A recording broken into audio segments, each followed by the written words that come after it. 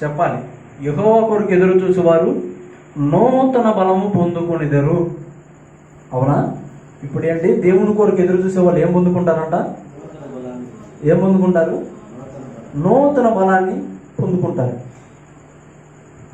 యేసు ప్రభువుని నమ్ముకున్నప్పటికీ కూడా, ప్రార్థన చేస్తున్నప్పటికీ కూడా, మందిరానికి వెళుతున్నప్పటికీ కూడా దేవుని కోసం ఎదురు చూడటం ఏమో కానీ,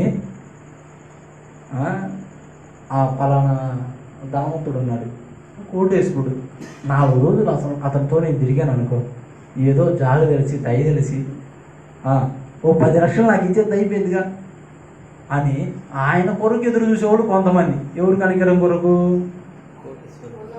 ఉన్నవాడు కనికరం కొరకు. ఈ కనికరిస్తే నా అప్పులు పోతాయి కదా అని ఆయన కనికరం కోసం లేరంటారా? ఇటువంటి వాళ్ళు లేరా? వీళ్ళకి దేవుడు తెలియదా? తెలుసు. దేవుడు ఏమంటున్నాడు? నా కొరకు ఎదురు చూసే వాళ్ళకి నేను నూతన బలాన్ని ఇస్తానంటే, దేవుని కొరకు ఎదురు చూడకుండా వాళ్ళ కోసం ఎదురు చూసేవాళ్ళు లేరా?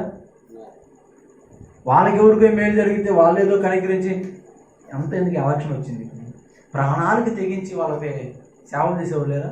ఎమ్మెల్యేకైనా ఎంపీకైనా ఏందయ్యా అంటే ఒకటే, ఆడికి వెళితే ఏదో నాకు వెళ్ళి ఒక చూపు చూస్తే నా అప్పులు పోతాయి అని. అవునా? అవునా కదా? కానీ వాళ్ళు కనికరిస్తారో లేదో తెలియదు.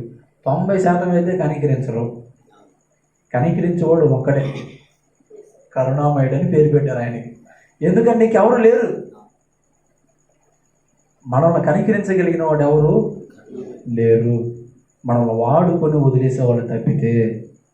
నువ్వు అనుకుంటావు ఏమో తెలుసా, వీళ్ళు నాకు కొంచెం సపోర్ట్ చేస్తారేమో, నాకు చేతగాని వీళ్ళు చేస్తారేమో, ఏదైనా ఆపద వచ్చినప్పుడు ఆదుకుంటారేమో. ఏముండదు. ఎంత ఉన్నవాడైనా ఆఖరికి కోట్లకు పరుగులెత్తి, అర్థమవుతుందా, డబ్బులు కాల్చైనా కాల్చి పెడతాడు కానీ నీకైతే ఇయ్యడు. కానీ నువ్వు అనుకుంటావు వాళ్ళేదో నాకు చేస్తారులే అని అనుకుంటావు. అందుకంటాడు, రాజులను నమ్ముడి కంటే,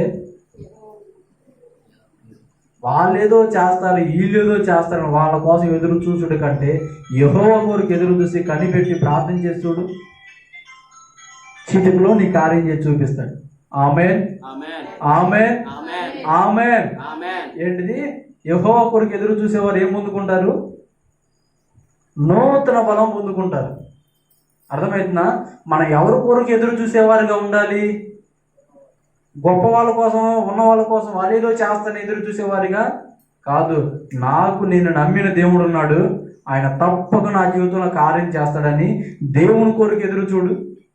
నీ జీవితంలో బలమైన కార్యాన్ని దేవుడు చేసి నీకు చూపిస్తాడు, తప్పకుండా చేస్తాడు.